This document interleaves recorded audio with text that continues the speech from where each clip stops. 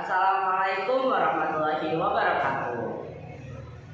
Sampurasun. Pawargi kumaha dalaman tepangkeun wasta simkuring hadiah sapepiana di kelas 10 dalapan. Dina dang ieu simkuring gado dongeng anu judulna Sireum jeung Japati. Bade ngadarangukeun moal. Ieu ye dongengna teh. Dina hiji poe aya sireum teh minum di sisi walungan. Keur ngarayak handap manehna soledat ragrag kana cai. Hadena caina rada ngeumbeuh kalebadina mah. Tapi teu bae ada lagi mah manehna teh disaeun. Sireum gegeroan.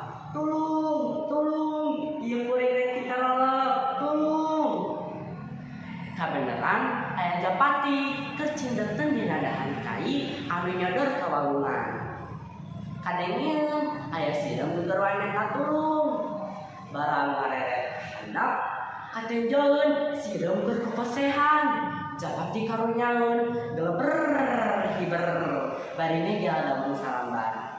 Song diasalkeun daun teh kaharukeun sireum tuluy wontang kana daun dibawa ka darah song digolerkeun kana taneuh.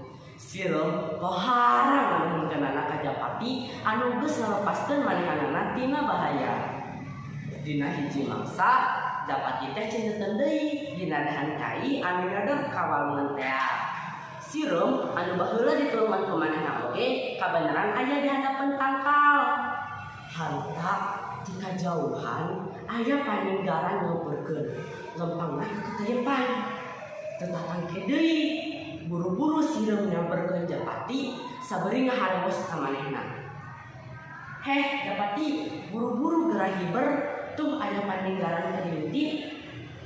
Paninggaran geus ngawengkang bibirna.